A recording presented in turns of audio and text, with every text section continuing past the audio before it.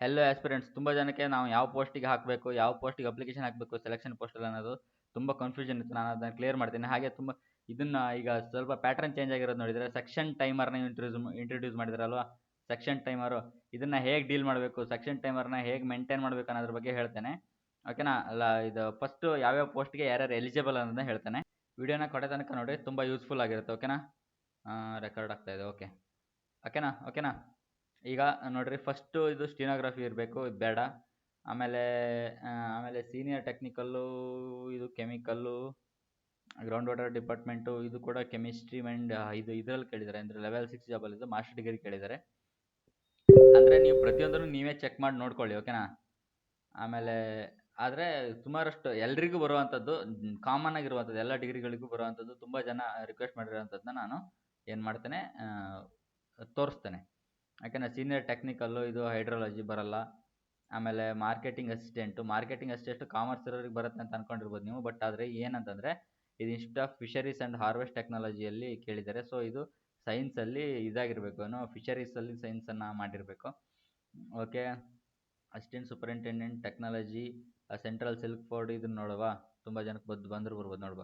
KK 10626 ನೆನ್ಪಿಟ್ಕೊಳ್ಳಿ. KK 10626 KK 10626 KK 10626. Okay ನೋಡಿ, second class bachelor degree with at least entomology ಮತ್ತು ಝೂಯಾಲಜಿ botany ಇದ್ರ ಬಗ್ಗೆ ಕೇಳಿದ್ದಾರೆ. ಸೊ ಬರಲ್ಲ. ಓಕೆನಾ. ಅದಕ್ಕೆ ರಿಕ್ವೈರ್ಮೆಂಟ್ ಇರೋರು ಮಾಡ್ಕೊಳ್ಳಿ. ಓಕೆನಾ. ಬಟ್ ಅಪ್ಲಿಕೇಶನ್ ಹಾಕಿ, ನಿಮ್ಮ ಕ್ವಾಲಿಫಿಕೇಷನ್ ನಿಮ್ಗೆ ಗೊತ್ತಿರುತ್ತಲ್ವ. ಸೊ ಇದು ಕೂಡ ಬರಲ್ಲ. ಸೀನಿಯರ್ ಆರ್ಟಿಸ್ಟ್ ಅಂತಂದರೆ 10726 ನೋಡುವ ಏನು ಬರ್ಬೋದು ಅಂತ. 10726 ನಾನು ಎಲ್ಲದೂ ಹೇಳ್ತೇನೆ. ಈಗ ನಿಮಗೆ ಈಗ ಇದರಲ್ಲಿ ನಮ್ಮ ಆ್ಯಕ್ಚುಲಿ ಕರ್ನಾಟಕ ಕೇರಳ ರೀಜನಲ್ಲಿ ತುಂಬ ಕಡಿಮೆ ಇದ್ದಾವೆ. ಸೆಕೆಂಡ್ ಬ್ಯಾಚುಲರ್ಸ್ ಡಿಗ್ರಿ 50% ಝೂಯಾಲಜಿ ಎಂಟಮಾಲಜಿ, ಇದು ಬರಲ್ಲ ಬಿಡ್ರಿ. ಅಸಿಸ್ಟೆಂಟ್ ಸೂಪರಿಂಟೆಂಡೆಂಟ್ ಟೆಕ್ನಾಲಜಿ ಇದು ಯಾವುದು, ಇದು ಚೇಂಜ್ ಇದೆಯಲ್ಲ. 10726 10726 ಸಾರಿ 10726. ಓಕೆ. ಬ್ಯಾಚುಲರ್ಸ್ ಡಿಗ್ರಿನ ಫೈನ್ ಆರ್ಟ್ಸಲ್ಲಿ ಕೇಳಿದ್ದಾರೆ. ಮತ್ತು commerce arts from recognise university. Commerce arts ಬರುತ್ತಲ್ಲ, ಅಂದರೆ ಆರ್ಟ್ ಅನ್ನೋದು ಬರುತ್ತಲ್ಲ. ಆರ್ಟ್ಸ್ ಅಂದರೆ ನಾವು ಓದೋ ಆರ್ಟ್ಸ್ ಅಲ್ಲ, ಆರ್ಟಿಂಗ್ ಎಲ್ಲ ಬರುತ್ತಲ್ಲ, ಈ ಕಲೆ, ಇದನ್ನು ಈ ಚಿತ್ರದ್ದು ಇರ್ಬೋದು ಅಥವಾ ಟೆಕ್ಸ್ಟೈಲ್ ಡಿಸೈನಿಂಗ್ ಎಲ್ಲ ಇರುತ್ತಲ್ಲ, ಆ ಆರ್ಟ್ಸಲ್ಲಿ, ಫೈನ್ ಆರ್ಟ್ಸಲ್ಲಿ ನೀವು ಬ್ಯಾಚುಲರ್ಸ್ ಡಿಗ್ರಿಯನ್ನು ಹೊಂದಿದರೆ, ಅಥವಾ ನೀವು ಇಲ್ಲಿ ಏನು ರೆಕಗ್ನೈಸ್ ಯೂನಿವರ್ಸಿಟಿ ಕಾಮರ್ಸಲ್ಲಿ ಅದನ್ನ ಕಾಮರ್ಸ್ ಆರ್ಟ್ಸನ್ನು ಮಾಡಿದರೆ, ಕಾಮರ್ಸ್ ಆರ್ಟ್ಸ್ ಅಂತ ಬರುತ್ತಲ್ಲ ಆ ಸಬ್ಜೆಕ್ಟನ್ನು ಮಾಡಿದರೆ ನಿಮಗೆ ಏನು ಇದಕ್ಕೆ ನೀವು ಎಲಿಜಿಬಲ್. ಓಕೆನಾ. ಆ ಥರ ಇದ್ದವರು ಹಾಕ್ರಿ, ತುಂಬ ಜನ ಎಲಿಜಿಬಲ್ ಇರ್ತೀರ. ಆಮೇಲೆ ಅಸಿಸ್ಟೆಂಟ್ ಸೂಪರಿಂಟೆಂಡೆಂಟು, ಓಕೆ. ಸ್ಟಿನೋಗ್ರಫಿ ಏನು ಗೊತ್ತಾ, ಇಲ್ಲಿ ಸೆಕ್ಷನಲ್ ಟೈಮರ್ ಬಗ್ಗೆ ನಾನು ಹೇಳ್ತೇನೆ ಹೇಗೆ ಅಟೆಂಡ್ ಮಾಡ್ಬೇಕಂತ. ಬಟ್ ನೀವು ಈಗೇನು ಸ್ಟಡಿ ಮಾಡ್ತಾ ಇರ್ತೀರಲ್ಲ ಟೀಚರ್ಸು, ಅವ್ರ ಹತ್ರ ಇದ್ರೆ ದಯವಿಟ್ಟು ಸೆಕ್ಷನಲ್ ಟೈಮರ್ನ ಮರ್ತ್ಬಿಡ್ರಿ, ನಿಮ್ಗೆ ಆಗಲ್ಲ. ಯಾಕಂತಂದರೆ ನೀವು ಈಗ ನಾನು ಹೇಳ್ತೇನೆ ಯಾಕಂತಂದರೆ ನೀವು 15 ನಿಮಿಷಕ್ಕೆ ಮ್ಯಾಥ್ಸನ್ನು 25 ಕ್ವಶನ್ ಮಾಡಬೇಕು ಅಂತಂದರೆ ನೆಕ್ಸ್ಟು GD CGL ಎಲ್ಲದಕ್ಕೂ ಇಂಟ್ರೊಡ್ಯೂಸ್ ಆಗ್ಬೋದು, ಹೇಳೋಕ್ಕಾಗಲ್ಲ. ಯಾಕಂತಂದರೆ ಕಟ್ ಆಫ್ನ ಕಡಿಮೆ ಇಳಿಸೋದಕ್ಕೆ SSC ಅವರು ಬೇರೆ ಪ್ರಯತ್ನವನ್ನು ಮಾಡ್ತಿದ್ದಾರೆ. ಯಾಕಂದರೆ SSC ಕಟ್ ಆಫು 90% ಹೋಗುತ್ತೆ. ಓಕೆನಾ. 25 ಕ್ವಶನ್ 15 ನಿಮಿಷದ ಮಾಡೋದು ಆಲ್ಮೋಸ್ಟ್ ಇಂಪಾಸಿಬಲ್. ಬಟ್ ಆದರೆ ಮ್ಯಾಕ್ಸಿಮಮ್ ಅಟೆಂಪ್ಟ್ನ ಹೆಂಗೆ ಮಾಡಬೇಕು, ಯಾವುದನ್ನು ಸ್ಕಿಪ್ ಮಾಡಿ ಯಾವ ಥರ ಸ್ಕಿಪ್ ಮಾಡ್ಕೊಂಡು ಹೋಗ್ಬೇಕು ಅನ್ನೋದ್ರ ಬಗ್ಗೆ ನಾನು ಗೈಡೆನ್ಸ್ ಕೊಡ್ತೇನೆ ನಿಮಗೆ. ಓಕೆನಾ. ಅಂದರೆ ಅದ್ರ ಬಗ್ಗೆ ಸಪ್ರೇಟ್ ವಿಡಿಯೋನೂ ಮಾಡ್ತೇನೆ, ಬಟ್ ಅದ್ರ ಬಗ್ಗೆ ಒಂದು ಸಣ್ಣ ಗೈಡೆನ್ಸ್ ಕೊಡ್ತೇನೆ, ಲಾಸ್ಟ್ವರೆಗೂ ನೋಡಿ ಹೇಳ್ತೇನೆ. ಓಕೆನಾ. ಆದರೆ ನೀವು ಫಲಾನಾ ಡಿಮ್ಕಾನ ಟೀಚರ್ ಜೊತೆ ನಾನು ಬೇಕಿದ್ರೆ ಒಂದು ನೀವು ಸಿಂಪಲಾಗಿ ತೋರಿಸ್ತೀನಿ ನಾನು ಹೇಗೆ ಸ್ಕೋರ್ ಮಾಡ್ತೀನಿ ಅಂತೇಳಿ. ನೋಡಿರಿ, ನನ್ನ ಚಾನಲಲ್ಲಿ ನೀವು ಯಾರು ಫಾಲೋ ಮಾಡ್ತೀರಾ, ಕನ್ನಡ ಟೀಚರ್ಸ್ ಇದ್ದಾರೆ ಅಲ್ಲಿ ನೋಡಿರಿ. Maths Sahil sir, Gagan sir, career will team, rankers Gurukul, Vidyagram, selection way. ಓಕೆನಾ. ಪಂಡಿತ್ ಮ್ಯಾಥ್ಸ್ ಇದ್ದಾವೆ, ರಾಣಿ ಮ್ಯಾಮ್ ಇದ್ದಾರೆ ಇಂಗ್ಲೀಷ್ಗೆ, ಪರಮಾರ್ SS ಇದೆ GKಗೆ. ಓಕೆನಾ. ಅಂದರೆ ಇವ್ರನ್ನೆಲ್ಲ ಫಾಲೋ ಮಾಡ್ತಿರೋದು ನಾನು ಇವ್ರ ಹತ್ರನೇ ಪೂರ್ತಿ ಕಲ್ತಿದ್ದೀನಿ ಅಂತಲ್ಲ. ನಾನು ಇವ್ರು ಎಲ್ಲರ ಹತ್ರನೂ ಯೂಟ್ಯೂಬಲ್ಲಿ ಸರ್ಚ್ ಮಾಡಿ ಅವರ ಸೋರ್ಸ್ಗಳನ್ನ, ಇವರಷ್ಟು ಹಿಂದಿಲಿ ಮಾಡ್ತಾರೆ, ನಿಮಗೆ ಹಿಂದಿಲಿ ಕಷ್ಟ ಆಗುತ್ತೆ. ಸೊ ಅದಕ್ಕೋಸ್ಕರ ನಾನು ಆ ಸೋರ್ಸ್ಗಳನ್ನು ನಿಮಗೆ ಕನ್ನಡದಲ್ಲಿ ನಾನು ನಿಮಗೆ ತರಲಿಕ್ಕೆ ಪ್ರಯತ್ನ ಪಡ್ತಾ ಇರೋದು. ಓಕೆನಾ. ಇಲ್ಲಿ ಯಾರೂ ಆ ಥರ ಮಾಡಲ್ಲ, ಕರ್ನಾಟಕದಲ್ಲಿ ಒಬ್ಬೊಬ್ಬರು ಆ ಥರ ಮಾಡಲ್ಲ. ಅದಕ್ಕೋಸ್ಕರನೇ ಈಗ ನೋಡಿರಿ, ಗಗನ್ ಸರ್ ಅಲ್ಲವ ಬರೋದಕ್ಕಿಂತ ಮೊದಲು, ಫೀಲ್ಡಿಗೆ ಬರೋದಕ್ಕಿಂತ ಮೊದಲು SSC ಕಟ್ ಆಫ್ GDL ಅಲ್ಲ ಅವ್ರದ್ದು ಕೂಡ, ನಾರ್ತಲ್ಲಿ ಬಿಹಾರ್ UP ಅಲ್ಲ ಅವ್ರದ್ದು ಕೂಡ 100 110 ಎಲ್ಲ ಇರ್ತಿತ್ತು. ಬಟ್ ಇವಾಗ ಏನಾಗಿದೆ ಅಂತಂದರೆ ಅವ್ರ ಕಟ್ ಆಫ್ 140 150 ಆಗ್ತಿದೆ ಅಂತಂದರೆ ಅವರ ಟೀಚಿಂಗ್ ಲೆವೆಲ್ ಆ ರೇಂಜಿಗಿದೆ, ಅಷ್ಟು ಚೆನ್ನಾಗಿ ಹೇಳ್ಕೊಡ್ತಿದ್ದಾರೆ ಸ್ಟೂಡೆಂಟ್ಸ್ಗೆ. ಇಲ್ಲಿ ಅವ್ರು ನಮ್ಮ ಟೀಚರ್ಸಿಗೆ ಅವರು ಕೂಡ ತುಂಬ ಜನ 5-6 ವರ್ಷದಿಂದ ಮಾಡ್ತಿದ್ದಾರೆ ತಾನೆ ಪಾಠನ, ಇನ್ನೂ ಕೂಡ 80 90 100 ಕಟ್ ಆಫ್ ಅಂತಂದರೆ ಅವ್ರ ಎಜುಕೇಷನ್, ಅವ್ರು ಹೇಳ್ತಾ ಇರೋ ಒಂದು ಅಪ್ರೋಚ್ ಲೆವೆಲ್ ಆಗಿದೆ. ಅವ್ರು ತುಂಬ ಚೆನ್ನಾಗಿ ಹೇಳ್ಕೊಡ್ಬೋದು ನಿಮಗೆ, ಬಟ್ ಅವರ ಅಪ್ರೋಚ್ ಲೆವೆಲ್ಲು ತುಂಬ ಎಷ್ಟು ಕೆಳಮಟ್ಟದಲ್ಲಿದೆ ಅಂತಂದರೆ ನಾನು ನಿಮ್ಗೆ ಸಿಂಪಲಾಗಿ ಹೇಳ್ತೀನಿ. ತುಂಬ ಚೆನ್ನಾಗಿ ಅರ್ಥ ಆಗುತ್ತೆ ನಿಮಗೆ, ಓಕೆ. ಬಟ್ ತುಂಬ ಚೆನ್ನಾಗಿ ಅರ್ಥ ಆಗೋಕ್ಕೂ ಎಕ್ಸಾಮ್ ಅಪ್ರೋಚಿಗೂ ಇಂಪಾರ್ಟೆಂಟ್ ಡಿಫ್ರೆನ್ಸ್ ಇದೆ. ಈಗ ನಿಮಗೆ ಒಂದು ಮೂಟೆ ಇದೆ, ಒಂದು ಮೂಟೆಲೆ ಫುಲ್ ಮೂಟೆ ತುಂಬಿದೆ, ಅದಕ್ಕೆ ಅರ್ಧ ಮೂಟೆ ಒಂದು ಖಾಲಿಯಾಗಿದೆ. ಈ ಅರ್ಧ ಮೂಟೆ ಆಯಿತು, ಕಾಲು ಮೂಟೆ ಖಾಲಿ ಆಯಿತು, ಕಾಲು ಮೂಟೆಲಿ ಇನ್ನು ಕಾಲು ಮೂಟೆ ಖಾಲಿ ಆಯಿತು. ಸೊ ಫೈನಲ್ ಪರ್ಸೆಂಟೇಜ್ ಎಷ್ಟು, ಓಕೆನಾ? ಫೈನಲ್ ಪರ್ಸೆಂಟೇಜ್ ಎಷ್ಟು? ಅಥವಾ ಒಂದು ರೊಟ್ಟಿ ಆ ರೊಟ್ಟಿ ತಿಂತು, ಈ ರೊಟ್ಟಿ ಈ ಮಂಗ ಈ ರೊಟ್ಟಿ ತಿಂತು. ಇದು ಯಾರಿಗೆ ಹೇಳ್ಕೊಡೋ ಲೆವೆಲ್ಲು? ಇದು ಯಾರಿಗೆ ಹೇಳ್ಕೊಡೋ ಲೆವೆಲ್ಲು? ಇದು ನಲಿಕಲಿ ಹುಡ್ರಿಗೆ ಹೇಳ್ಕೊಡೋ ಲೆವೆಲ್. ನೀವು ನಲಿಕಲಿ ಹುಡುಗ್ರ, ನಿಮ್ಮ ಮೈಂಡ್ ಸೆಟ್ಟು ನಲಿಕಲಿ ಹುಡುಗ್ರ ಲೆವೆಲಲ್ಲಿ ಇಟ್ಕೊಂಡು ನೀವು ಕಾಂಪಿಟೇಟಿವ್ ಎಕ್ಸಾಮ್ನ ಕ್ಲಿಯರ್ ಮಾಡ್ತೀನಿ ಅಂತ ಹೋದರೆ ಆಗತ್ತಾ? ಕೆಲವರು ಕ್ಲಿಯರ್ ಮಾಡ್ತಾರೆ, ಆಗಲ್ಲ ಅಂತಲ್ಲ. ಅವರಿಗೆ ಹೆಂಗೆ ಮಾಡಿದ್ರು ಅರ್ಥ ಆಗತ್ತೆ. ಬಟ್ ಹಿಂಗೆ ಮಾಡಿದ್ರು ಅವ್ರು ಏನು ಮಾಡಿದ್ರೆ ಅರ್ಥ ಮಾಡ್ಕೊಂಡು ಏನೋ ಒಂದು ಮಾಡ್ಕೊಂಡು ಹೋಗ್ಬಿಟ್ಟಿದ್ದಾರೆ. ಅವ್ರಿಗೆ ಬೇರೆ ಥರ ಮಾಡಿದ್ರೆ ಅರ್ಥ ಆಗ್ಬಿಡುತ್ತೆ. ಅವ್ರ ಕ್ವಶನ್ನ ಸ್ವಲ್ಪ ತಿಳ್ಕೊಂಡು ಬೇರೆದನ್ನ ಅರ್ಥ ಮಾಡ್ಕೊಬಿಡ್ತಾರೆ. ಬಟ್ ಆದರೆ ನೀವು ಏನು ಆ ಲೆವೆಲಿಗೆ ಸೆಟ್ ಆಗಿಬಿಟ್ಟಿದ್ದೀರಾ. ನೀವು ಆ ಲೆವೆಲ್ ಅವ್ರು ಅಲ್ಲ. ನೀವು ಡಿಗ್ರಿ ಮಾಡಿ ಮುಗಿಸಿದ್ದೀರಾ, ಓಕೆನಾ? PUC ಮುಗಿಸಿದ್ದೀರಾ. ನೀವು ಆ ಲೆವೆಲ್ ಅವ್ರು ಅಲ್ಲ. ನಿಮ್ಗೆ ಹೆಂಗೆ ಹೇಳಿದ್ರು ನೀವು ಅರ್ಥ ಮಾಡ್ಕೊಂಡು ಕೆಪಾಸಿಟಿ ಇರುತ್ತೆ. ಬಟ್ ನಿಮ್ಗೆ ಈ ಮೆಥಡನ್ನು ಹೇಳಿ ಹೇಳಿ ಹೇಳಿ ಏನಾಗ್ಬಿಟ್ಟಿದೆ, ನಿಮ್ಮ ತಲೆ ನಲಿಕಲಿ ಹುಡುಗರ ಲೆವೆಲಿಗೆ ಇಳಿದ್ಬಿಟ್ಟಿದೆ. ಸೊ ಈ ಲೆವೆಲಲ್ಲಿ ಇಳ್ಕೊಂಡು ನೀವು UP ಬಿಹಾರ್ ಕಾಂಪಿಟೇಷನ್ ಕೊಡೋಕ್ಕಾಗತ್ತಾ? ಅವ್ರಿಗೆ ಕಾಂಪಿಟೇಷನ್ ಕೊಡಬೇಕು. ಈಗ ಆ್ಯಕ್ಚುಲಿ ನಾನು ಈ KKR ರೀಜನಲ್ಲಿ ಏನಾಗಿದೆ ಅಂತಂದರೆ 2 ಪೋಸ್ಟ್ ಬಂದಿದ್ದಾವೆ ಎಲ್ರಿಗೂ. ನಾನೇನು ಮಾಡಿದ್ದೀನಿ ನಿಮ್ಗೆ ಎಲ್ರಿಗೂ ಹೇಳ್ಕೊಡ್ತೇನೆ. ಈಗ ನೋಡ್ರಿ, ಪ್ರತಿ ಬೇರೆ ರೀಜನಿಗೂ ಲಗ್ಗೆಡುವ ನಾವು. ಯಾಕೆ ಅವರು ಆ್ಯಕ್ಚುಲಿ ಇಲ್ಲಿ ಕರ್ನಾಟಕ ಕೇರಳ ರೀಜನಿಗೆ ಬಂದು ಅವ್ರು ಅಪ್ಲಿಕೇಶನ್ ಹಾಕ್ತಾರೆ. UP ಬಿಹಾರ್ದವರು ಅವ್ರು ಬಂದು ಇಲ್ಲಿ ಅಪ್ಲಿಕೇಶನ್ ಹಾಕ್ತಾರೆ. ಬಟ್ ನಾವು ಇಲ್ಲೇ ಅಪ್ಲಿಕೇಶನ್ ಹಾಕ್ತಾರೆ. ಅವ್ರು ನಮ್ಮ ಪೋಸ್ಟಿಗೆ ಅಪ್ಲಿಕೇಶನ್ ಹಾಕ್ತಾರೆ. ಅದಕ್ಕೋಸ್ಕರ ರೈಲ್ವೆ ಸ್ಟೇಷನ್, ಬ್ಯಾಂಕಲ್ಲಿ ಎಲ್ಲ ಕಡೆನೂ ಕೂಡ ಅವರೇ ಇರ್ತಾರೆ ಅಲ್ವಾ, UP ಬಿಹಾರ್ ರಾಜಸ್ಥಾನ್ ಅಂತ. ಸೊ ಇನ್ಮೇಲೆ ನಾವು ಆ ಕಡೆ ಲಗ್ಗೆ ಇಡುವ, ಓಕೆನಾ? ನಮ್ಮ ಆ್ಯಕ್ಚುಲಿ ಕರ್ನಾಟಕದಲ್ಲಿ ಲಿಟ್ರಸಿ ರೇಟ್ ಜಾಸ್ತಿ ಇದೆ ಅಲ್ವಾ? ಕರ್ನಾಟಕದ ಜಾಸ್ತಿ ಇದೆ, UP ಬಿಹಾರ್ ಜಾಸ್ತಿ ಇದೆಯಾ? ಆದರೂ ಕೂಡ ಸೆಲೆಕ್ಷನ್ ಅವ್ರದ್ದೇ ಜಾಸ್ತಿ. ಯಾಕೆ ಅಂತಂದರೆ ನಮ್ಮಲ್ಲಿ ಪ್ರಾಪರ್ ಆಗಿ ಗೈಡೆನ್ಸ್ ಇಲ್ಲ. ಸುಮ್ಮನೆ ಬಿಸ್ನೆಸ್ಸಿಗೋಸ್ಕರ ಸ್ಟೇಟ್ ಗೌರ್ಮೆಂಟಿಗೆ ಮಾಡ್ದಂಗೆ ಅದನ್ನು ಫೋಕಸ್ ಆಗಿ ಇಟ್ಕೊಂಡು ಮಾಡ್ತಾರೆ. ನಿಮ್ಗೆ ಅದನ್ನ ಈ ಸೆಂಟ್ರಲ್ ಗೌರ್ಮೆಂಟ್ ಎಕ್ಸಾಮ್ನ ಸೆಲೆಕ್ಷನ್ ಮಾಡ್ಕೊಳ್ಳೋದಕ್ಕಾಗಲ್ಲ. ಅದಕ್ಕೋಸ್ಕರ ಎಲ್ಲ UP ಬಿಹಾರ್ದವ್ರು ಇರ್ತಾರೆ, ಓಕೆನಾ? ಈಗ ನಾನು ಟೈಮ್ ವೇಸ್ಟ್ ಮಾಡಿದೆ, ಇದನ್ನು ಪೋಸ್ಟ್ಗಳನ್ನ ಹೇಳ್ತಾ ಹೋಗ್ತೇನೆ. ಡೆಪ್ಯೂಟಿ ರೇಂಜರ್ ಅಂತಂದರೆ ಆಲ್ಮೋಸ್ಟ್ 2 ಇಯರ್ಸ್ ಎಕ್ಸ್ಪೀರಿಯನ್ಸ್ ಕೇಳ್ತಾರೆ, ಸೈನ್ಸ್ ಆಗಿರ್ಬೇಕು, ಓಕೆನಾ? ಆಮೇಲೆ ಅಗ್ರಿಕಲ್ಚರ್ ಅಸಿಸ್ಟೆಂಟ್ ಅಂದರೆ ಅಗ್ರಿ ಆಗಿರಬೇಕು, ಓಕೆ. ಇನ್ಸ್ಪೆಕ್ಟರ್ ಇನ್ ಸಿಲ್ಕ್ ಬೋರ್ಡಲ್ಲಿ KK 11526 ನೋಡೋಣ ಇದನ್ನು. KK 11526 KK 115 sorry KK 11526 okay. ನೋಡಿ, ಬ್ಯಾಚುಲರ್ಸ್ ಡಿಗ್ರಿ ಇನ್ ಟೆಕ್ಸ್ಟೈಲಲ್ಲಿ ಬ್ಯಾಚುಲರ್ಸ್ ಡಿಗ್ರಿ ಆಗಿರ್ಬೇಕು, ಹೌದಾ? ಈ ಥರದ್ದು ಕೇಳ್ತಾರೆ. ಸೊ ಹೀಗೆ ಸಿಲ್ಕ್ ಬೋರ್ಡಲ್ಲೆಲ್ಲ ಈ ಥರದೇ ಕೇಳ್ತಾರೆ. ಆಮೇಲೆ ಜೂನಿಯರ್ ಇಂಜಿನಿಯರ್ ಇರ್ಬೋದು, ಲ್ಯಾಬೊರೇಟರಿ ಅಸಿಸ್ಟೆಂಟ್ ಇರ್ಬೋದು. ಹಾಗೆ ನೆಕ್ಸ್ಟ್ ಇದು ಲ್ಯಾಬೊರೇಟರಿ ಅಸಿಸ್ಟೆಂಟ್ ಅಂದರೆ ಸೈನ್ಸಲ್ಲಿ ಸೊ ಕೆಲವೊಂದಿಷ್ಟನ್ನ ರಿಕ್ವೈರ್ಮೆಂಟ್ ಕೇಳ್ತಾರೆ, ನರ್ಸಿಂಗ್ ಅಂತ. ಆಮೇಲೆ ಲ್ಯಾಬೊರೇಟರಿ ಅಟೆಂಡೆಂಟ್ ಇರ್ಬೋದು. ಆಮೇಲೆ ಎಕ್ಸ್ಪೀರಿಯನ್ಸ್ ಕೂಡ ಕೇಳ್ತಾರೆ. ಫೀಲ್ಡ್ ಅಸಿಸ್ಟೆಂಟು, ಸ್ಟೆನೋಗ್ರಾಫರ್ ಬಿಡ್ರಿ, ಲೋವರ್ ಡಿವಿಷನ್ ಕ್ಲರ್ಕ್, ಇದು ಎಲ್ರಿಗೂ ಬರುತ್ತೆ ನೋಡಿರಿ. ಯಾರು ಬೇಕಾದ್ರೂ ಹಾಕ್ರಿ, BA BCom BSc VCA ಯಾರು ಬೇಕಾದರೂ ಹಾಕ್ರಿ, ಈ ಪೋಸ್ಟು ಎಲ್ರಿಗೂ ಬರುತ್ತೆ, ಓಕೆನಾ? ಸರ್ ತುಂಬ ಕಡಿಮೆ ಪೋಸ್ಟ್ ಇದ್ದಾವಲ್ಲ, ಹಂಗಲ್ಲ. ತುಂಬ ಜನ ಹಾಕಲ್ಲ, ಫಸ್ಟ್ ಆಫ್ ಆಲ್ ಗೊತ್ತಿರಲ್ಲ. ಆಮೇಲೆ ಇಷ್ಟೊಂದು ವೇಕೆನ್ಸಿಯಲ್ಲಿ ಅವ್ರು ಬಂದು ನೀವು ಹಾಕಿರೋದಕ್ಕೆ ಬಂದು ಹಾಕ್ಬೇಕಲ್ಲ. ಸೊ ಇದೊಂಥರ ಅದೃಷ್ಟ ಚೆಕ್ಕು. ಇನ್ ಕೇಸ್ ಯಾವನೋ ಟಾಪ್ ಓದೋನು ನೀನು ಹಾಕಿರೋ ಪೋಸ್ಟಿಗೆ ಹಾಕಿದ್ದ ಅಂತಂದರೆ ಅದು ನಿಮಗೆ ಏನು ಮಾಡೋಕ್ಕಾಗಲ್ಲ, ಹಣೆ ಬರ. ಆದರೆ ನೀನು ಹಾಕಿರೋ ಪೋಸ್ಟಿಗೆ ಯಾರೂ ಹಾಕಿಲ್ಲ, ನಿಂದೆ ಲಾಟ್ರಿ ಅಂತಂದರೆ ಎಷ್ಟು ಕಡಿಮೆ ಕಟ್ ಆಫಿಗೆ ನೀನು ಜಾಬಾಗಿ ಹೋಗ್ಬಿಡುತ್ತೆ. ಸೊ ಅಪ್ಲಿಕೇಶನ್ ಹಾಕೋದು ಇಂಪಾರ್ಟೆಂಟ್, ಓಕೆನಾ? ಅಪ್ಲಿಕೇಶನ್ ಹಾಕಿ ಎಕ್ಸಾಮ್ ಬರೀರಿ ಫಸ್ಟ್, ಆಮೇಲೆ ನೋಡಿರಿ ಪೋಸ್ಟ್ ಎಷ್ಟಿದ್ದಾವೆ ಏನು ಕತೆ ಅಂತ. Field assistant, laboratory assistant, proof reader ಇವೆಲ್ಲ ಬರಲ್ಲ ಬಿಡ್ರಿ. ಇವಕ್ಕೆಲ್ಲ ಅವ್ರದ್ದು ಅದೊಂದು ಏನೋ ಪ್ರಿಂಟಿಂಗ್ ಟೆಕ್ನಾಲಜಿಲಿ ಇವನ್ನೆಲ್ಲ ಡಿಗ್ರಿ ಮಾಡ್ಕೊಂಡಿರಬೇಕು. ಆಮೇಲೆ ಅಸಿಸ್ಟೆಂಟು ಇದೆ, ಇಲ್ಲಿ ಪ್ರಿಂಟಿಂಗ್ ಎಲ್ಲ ಬರುತ್ತಲ್ಲ, ಇದೆಲ್ಲ ಸೇಮ್ ಇವು. ಇದರಲ್ಲಿ ಲಾದೇನೋ ಕೇಳ್ತಾರೆ. ಆಮೇಲೆ ರಿಸರ್ಚ್ ಅಸಿಸ್ಟೆಂಟು, ಕಾಪಿ ಹೋಲ್ಡರ್, ಇದರಲ್ಲೂ ಅಷ್ಟೇ. ಈ ಕಾಪಿ ಇದರಲ್ಲಿ ಏನೋ ಒಂದು ಯಾವುದೇ ಒಂದು ಡಿಗ್ರಿ ಬಂದಿದೆ, ನಮಗೆಲ್ಲ ಗೊತ್ತೇ ಇರಲಿಲ್ಲ ಅವೆಲ್ಲ. ಈಗಂತೂ ಆ ಡಿಗ್ರಿಯಲ್ಲಿ ಅವ್ರು ಕೇಳಿದ್ದಾರೆ, ಅವುಗಳನ್ನು ಮಾಡಿದ್ರೆ ಮಾತ್ರ ಅವಕ್ಕೆ ಎಲಿಜಿಬಲ್ ಅಂತೆ. ಆಮೇಲೆ ಸೀನಿಯರ್ ಟೆಕ್ನಿಕಲ್ ಆಫೀಸರ್ ಅಂತೆ, ಕ್ರೈಮ್ ರೆಕಾರ್ಡ್ಸ್ ನೋಡೋಣ. 13526 ಟೆಕ್ನಿಕಲ್ ಡಿಗ್ರಿ ಆಗಿರ್ಬೇಕು ಇದಕ್ಕೆ. ನೋಡೋಣ, 13526 ಓಕೆನಾ? 13526 masters degree in computer application, BTech ನೋಡ್ರಿ. ಇದು ಇಷ್ಟೊಂದಿದೆ, ಯಾರ್ದಿದೆ ಅಂತ ನೋಡ್ಕೊಳ್ರಿ, ಓಕೆನಾ? ಸ್ಟೋರ್ ಕೀಪರು, ಸರ್ವೇಯರ್ ಒಬ್ರು ಕೇಳ್ತಾ ಇದ್ರು, ನೋಡುವ ಸರ್ವೇಯರಿಗೆ. 13726 ಅಲ್ವಾ?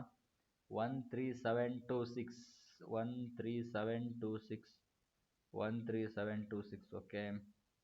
ಇದಕ್ಕೆ ಏನಾಗಿರ್ಬೇಕು? ಬ್ಯಾಚುಲರ್ಸ್ ಡಿಗ್ರಿ ಇನ್ ಇಂಜಿನಿಯರಿಂಗ್ ಆಗಿರಬೇಕು ನೋಡ್ರಿ. ಇಂಜಿನಿಯರಿಂಗ್ ಆಗಿದ್ರೆ ಮಾತ್ರ ಹಾಕ್ಬೋದು ನೀವು, ಬ್ಯಾಚುಲರ್ಸ್ ಡಿಗ್ರಿ ಇನ್ ಇಂಜಿನಿಯರಿಂಗ್, ಓಕೆನಾ? ಆಮೇಲೆ ಅಥವಾ ಅದೊಂದೇ ಅಂತಲ್ಲ, ಅಥವಾ BSc, ನಿಮ್ಮದು BSc ಆಗಿರಬೇಕು. BScಲಿ ಮ್ಯಾಥ್ಸು ಅಥವಾ ಎಲೆಕ್ಟ್ರಾನಿಕ್ಸು ನಿಮ್ಮದು ಒಂದು ಸಬ್ಜೆಕ್ಟ್ ಆಗಿರಬೇಕು, ಓಕೆನಾ? ಯಾವುದಾದ್ರು ಒಂದು, ಅದು ಅಥವಾ ಇದು ನೀವು ಒಂದು ಕಂಪ್ಯೂಟರ್ ಸೈನ್ಸ್ ಇದರಲ್ಲಿ B S C bachelor of engineering ಮಾಡ್ಕೊಂಡಿರಿ, ಅಥವಾ ಬಿ ಎಸ್ ಸಿಯಲ್ಲಿ ಮ್ಯಾಥ್ಸ್, ಎಲೆಕ್ಟ್ರಾನಿಕ್ಸ್ ಮತ್ತು ಕಂಪ್ಯೂಟರ್ ಸೈನ್ಸ್ ಈ ಸಬ್ಜೆಕ್ಟ್ ನೀವು ಸ್ಟಡಿ ಮಾಡ್ತಾ ಇದ್ದರೆ ಬಿ ಎಸ್ ಸಿಯಲ್ಲಿ ಡಿಗ್ರಿಯಲ್ಲಿ ಈ ಮ್ಯಾಥ್ಸ್, ಎಲೆಕ್ಟ್ರಾನಿಕ್ಸ್ ಅಥವಾ ಕಂಪ್ಯೂಟರ್ ಸೈನ್ಸ್ ಯಾವ ಸಬ್ಜೆಕ್ಟ್ ನೀವು ಸ್ಟಡಿ ಮಾಡಿದ್ರು ಕೂಡ ನೀವು ಇದಕ್ಕೆ ಎಲಿಜಿಬಲ್ ಸರ್ವೇಯರ್ ಪೋಸ್ಟ್ಗೆ. ಓಕೆನಾ. ನೆಕ್ಸ್ಟ್ ಲೋವರ್ ಡಿವಿಷನ್ ಕ್ಲರ್ಕ್ ಹಾಕ್ರಿ, ಎಲ್ರಿಗೂ ಬರುತ್ತೆ ಇದು, ಪ್ರತಿಯೊಬ್ಬರಿಗೂ ಬರುತ್ತೆ, ಎಲ್ರಿಗೂ ಬರುತ್ತೆ, ಬಿ ಎ ಇದ್ದವರಿಗೂ ಬರುತ್ತೆ ಹಾಕ್ರಿ. ಓಕೆನಾ.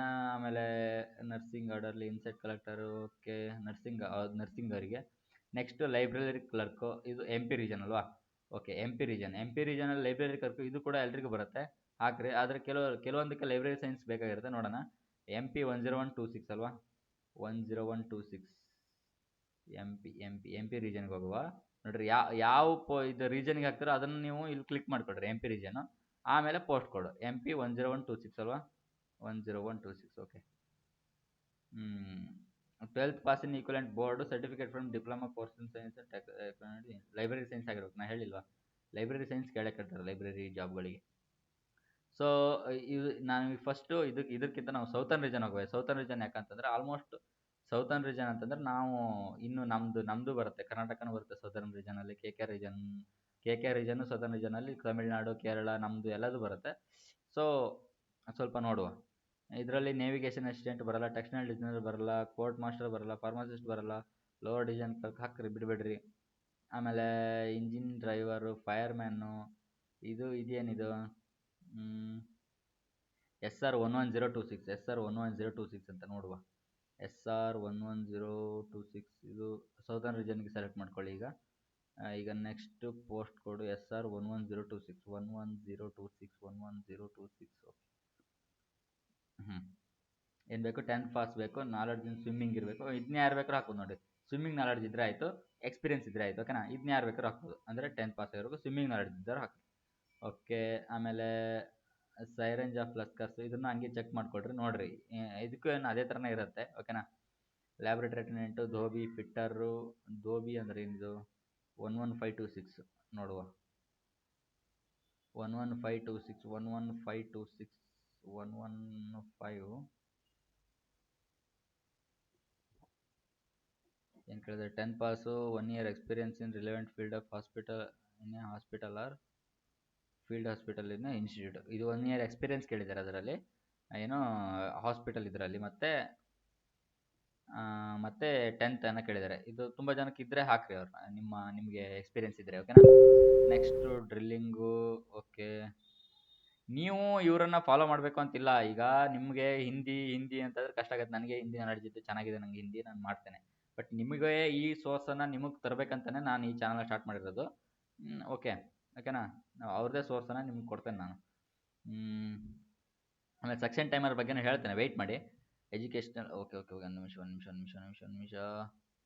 ಸ್ಟೋರ್ ಕೀಪರೆಲ್ಲ ಬರುತ್ತೆ. LDC ಲೆವೆಲೆಲ್ಲ ಆಲ್ಮೋಸ್ಟ್ ತುಂಬ ಜನಕ್ಕೆ ಎಲಿಜಿಬಲ್ ಇರುತ್ತೆ, ಹಾಕ್ರಿ. ಬಟ್ ಜಿಯಾಲಜಿ ಕೇಳಿದ್ರೆ ಅಂತಂದರೆ ಮೇ ಬಿ ಜಿಯಾಲಜಿ ಕೇಳಿರ್ಬೋದು, ಡಿಗ್ರಿನ ಕೇಳಿದಿರ್ಬೋದು. ನರ್ಸಿಂಗ್ ಅವ್ರು ಇದನ್ನ ಹಾಕ್ರಿ.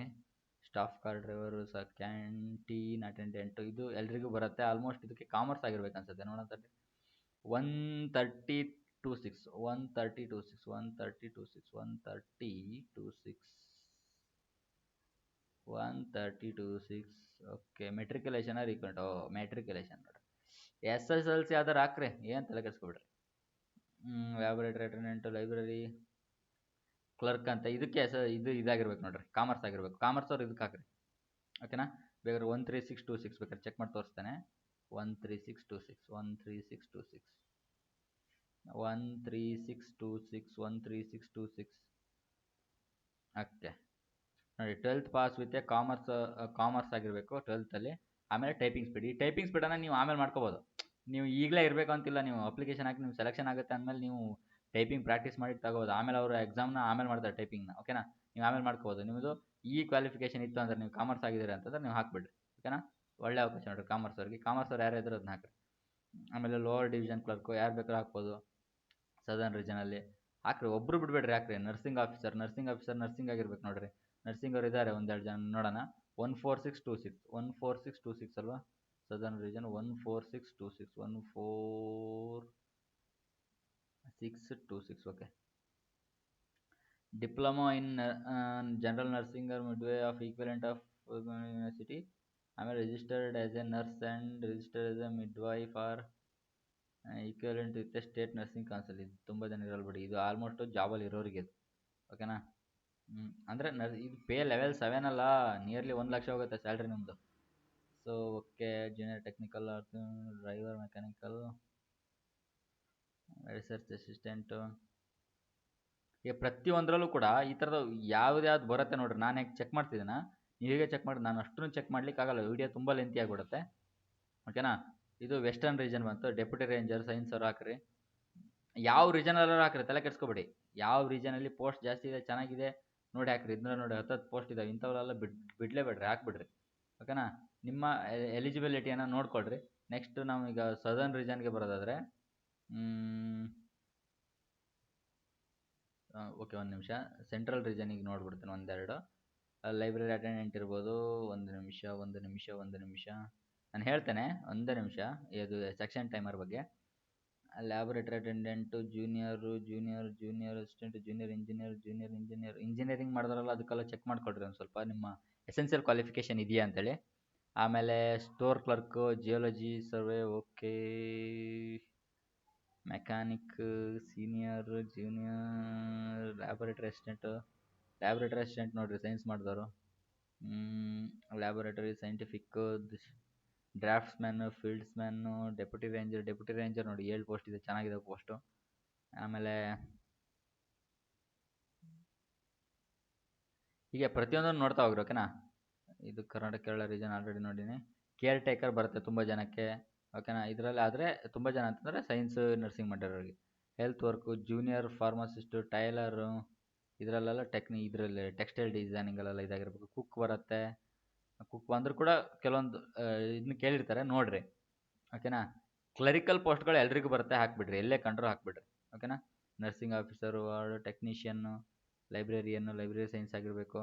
ಹೀಗೆ ಪ್ರತಿಯೊಂದನ್ನು ಹೀಗೆ ನೋಡ್ತಾ ಬಂದ್ರಿ. ಪ್ರತಿಯೊಂದು ಇದನ್ನು ಕೋಡ್ ನೋಡ್ರಿ, ಹಿಂಗೆ ಹಾಕ್ರಿ, ಕೋಡ್ ನೋಡ್ರಿ, ಹಿಂಗೆ ಹಾಕ್ರಿ. ಈಗ ನಾನು ಪ್ರತಿಯೊಂದನ್ನು ನೋಡಿದ್ರೆ ವಿಡಿಯೋ ಲೆಂತಿ ಆಗ್ಬಿಡುತ್ತಲ್ವಾ.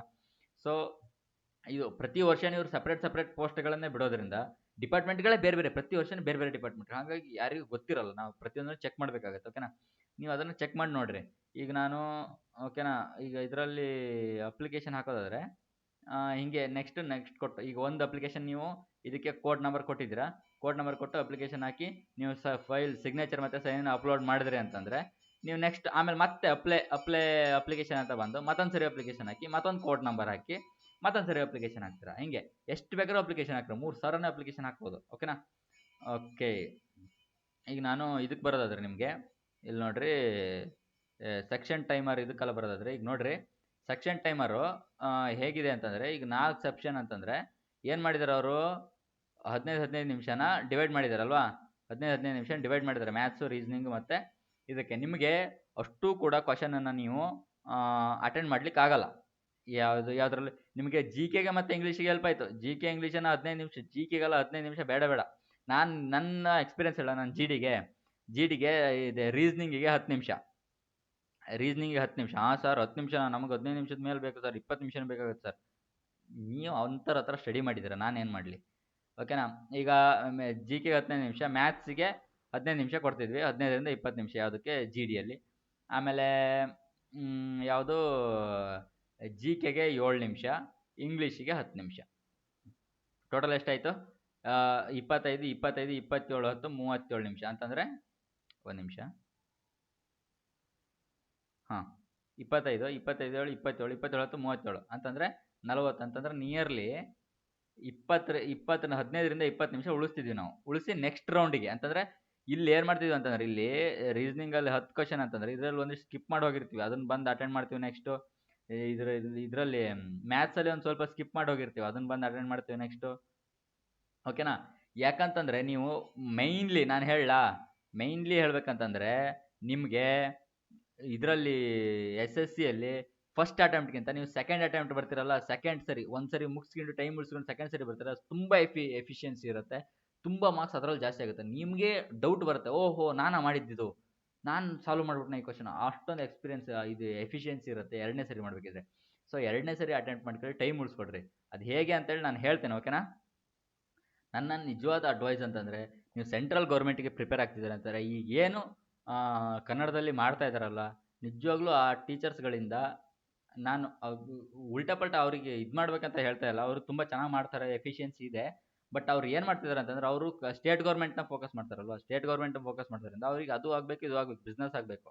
ಬಟ್ ನಾನು ನೋಡಿರಿ, ನಿಮಗೆ ನಾನು ಕ್ಲಾಸ್ ಮಾಡ್ತೇನೆ, ಬಟ್ ನನ್ನನ್ನೇ ನಂಬ್ಕೊ ಕೂತ್ಕೊಳ್ಳಿ ಅಂತ ನಾನು ಹೇಳಿಲ್ಲ. ನಿಮಗೆ ಇನ್ ಕೇಸ್ ಹಿಂದಿ ಎಲ್ಲ ಕಂಫರ್ಟೇಬಲ್ ಇತ್ತು ಅಂತಂದ್ರೆ, ಯಾಕಂದ್ರೆ ನಾನು ಕ್ಲಾಸ್ ಮಾಡೋದು ನಿಧಾನ ಆಗುತ್ತೆ, ಲೇಟ್ ಆಗುತ್ತೆ. ನಾನು ಒಬ್ಬನೇ ಇದ್ದೀನಿ, ಪಿ ಪಿ ಟಿನ ನಾನು ಒಬ್ಬನೇ ಮಾಡಬೇಕು, ಎಲ್ಲದೂ ನಾನು ಒಬ್ಬನೇ ಮಾಡಬೇಕಾಗಿರೋದ್ರಿಂದ ಎಲ್ಲರ ಥರ ಕಂಟೆಂಟ್ ರೈಟರ್ ನಂಗಿಲ್ಲ. ಸೊ ನನಗೆ ಏನಾಗಬೇಕಾಗಿದೆ, ನಾನು ಈಗ ಸ್ಟಾರ್ಟ್ ಮಾಡಿರೋದು ಇನಿಷಿಯೇಷನ್ ಆಗಿರೋದ್ರಿಂದ ಏನಾಗುತ್ತೆ, ನನಗೆ ಟೈಮ್ ಆಗುತ್ತೆ. ಸೊ ನೀವು ನಾನು ಆಗಲೇ ತೋರಿಸಿದ್ನಲ್ಲ ನಿಮಗೆ, ಗಗನ್ ಸರ್ ಇರ್ಬೋದು, ಆದಿತ್ಯ ಸರ್ ಇರ್ಬೋದು, ನೀವು ಅವ್ರನ್ನ ರೆಫರ್ ಮಾಡ್ಬೋದು, ಹಿಂದಿ ಎಲ್ಲ ಚೆನ್ನಾಗಿದೆ ಅಂತಂದ್ರೆ. ಓಕೆನಾ? ನಾನು ಹೇಳ್ತೇನೆ, ನನ್ನನ್ನೇ ಕಾಯ್ತಾ ಇರಿ ಅಂತಲ್ಲ, ಬಟ್ ನಿಮಗೆ ಅಪ್ಡೇಟ್ಸನ್ನು ಮಾಡಲಿಕ್ಕೆ ನನ್ನ ಚಾನಲ್ನ ಸಬ್ಸ್ಕ್ರೈಬ್ ಮಾಡ್ಕೊಳ್ಳಿ. ನೀವು ಇನ್ ಕೇಸ್ ನೀವು ಫಾಸ್ಟಾಗಿ ಶೇರ್ ಮಾಡಿ, ಸಬ್ಸ್ಕ್ರೈಬ್ ಮಾಡಿ, ತುಂಬ ಜನ ನೋಡ್ತೀರಾ, ಸಬ್ಸ್ಕ್ರೈಬ್ ಮಾಡಲ್ಲ. ಸಬ್ಸ್ಕ್ರೈಬ್ ಮಾಡಿ ಸಪೋರ್ಟ್ ಮಾಡಿದ್ರಿ ಅಂತಂದರೆ ನಾನೇ ಖಂಡಿತ ನಿಮ್ಗೆ ಏನು ಮಾಡ್ತೀನಿ ಅಂತಂದರೆ, ಅಷ್ಟು ಬ್ಯಾಚನ್ನು ಕಂಪ್ಲೀಟ್ ಮಾಡಿ, ಬೇಗ ಕಂಪ್ಲೀಟ್ ಮಾಡಿಕೊಡ್ತೇನೆ. ಈಗ ಏನಾಗುತ್ತೆ ಅಂತಂದರೆ, ನನ್ನ ಕಂಟೆಂಟನ್ನು ಜಾಸ್ತಿ ನೋಡಿದ್ರೆ ಯೂಟ್ಯೂಬ್ ಆಲ್ಗರಿದಮ್ ನೋಡುತ್ತೆ. ನಾನು ಯೂಟ್ಯೂಬ್ ಆಲ್ಗರಿದಮ್ಗೆ ಮಾತ್ರ ಪಾಠ ಮಾಡಲ್ಲ.